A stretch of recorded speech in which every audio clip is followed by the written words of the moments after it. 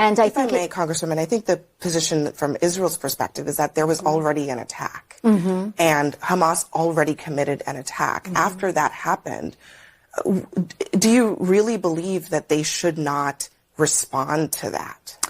I think what is important in terms of response is Israel does have a right to self-defense. I think what we need to take a look at in this situation is if collective punishment qualifies as defense. When it comes to the response of this terrorist attack against Israel, this vicious terrorist attack by Hamas, and no, Hamas, they're not freedom fighters. You don't rape women and burn babies alive when you're a freedom fighter. That's not what freedom fighters do. These are evil terrorists. Israel is responding right now, but many on the left and many in the media, many in the Democrat Party, they're like more upset at Israel's response than they are about the initial terrorist attack against Israel.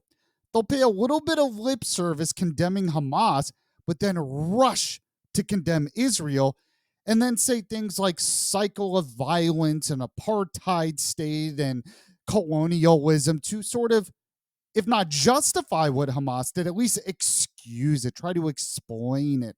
AOC, Alexandria Ocasio-Cortez, as I call her, she's a really good example of this. What's amazing, though, is CNN actually asked her a good question. Is Israel not allowed to respond? If they don't respond this way, then what's the alternative? How should they respond? You'll see that AOC has no answer.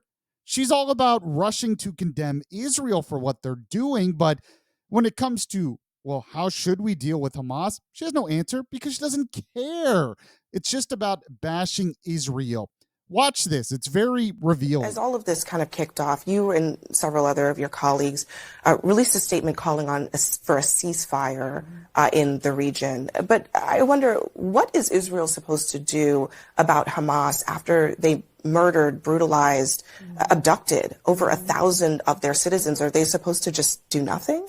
Well, I think what's important to note about a ceasefire is that it's not one-sided. Hamas has been sending thousands of rockets into Israel as well. And what is important is for us to identify our goal in terms of what safety means, in terms of what defense means. But and if I may, Congresswoman, I think the position from Israel's perspective is that there was already an attack, and Hamas already committed an attack. After that happened, do you really believe that they should not respond to that? I think what is important in terms of response is Israel does have a right to self-defense.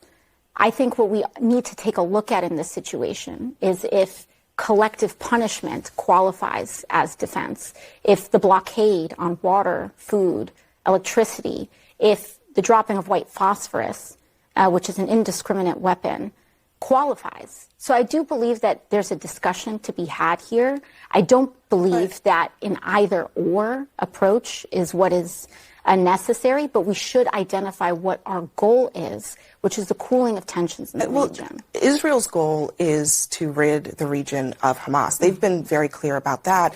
And I certainly take what you're saying about the condition of Gaza right now for civilians who, as you point out, are not synonymous with Hamas. But for Israel to deal with Hamas, which is a force that is actually detrimental to Palestinians. Absolutely. How else are they supposed to address a violent, militant, some say terrorist group, other than to go in there and take them on directly? Well, when we talk about going in there, I think we should also keep in mind President Biden's statements as well about what the implications of a potential ground invasion would be. This is an inherently complex situation. I do believe that Hamas needs to be dealt with.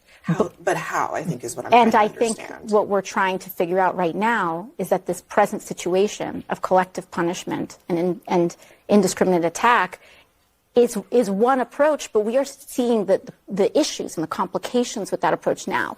Can we target them in terms of intelligence? Is there precision? What are the options available? Are entirely up to the administration and for Israel to examine and explore. Amazing, isn't it?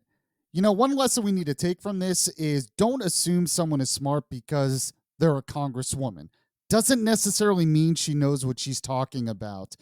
But other than that, we're finding out that a lot of people in the media or a lot of people in the Democrat Party, they're at the very least useful idiots for Hamas. Her response to things, it's exactly how Hamas wants her to respond. They shield themselves behind civilians because they know idiots like AOC will respond that way, and they know they can get away with it. Well, Israel is done. They are done with Hamas getting away with it and being able to slaughter, rape innocent women, children. It's time to defeat Hamas. I just wish AOC and some of the others would just get that, just understand it. The Yappy Program on WVNN.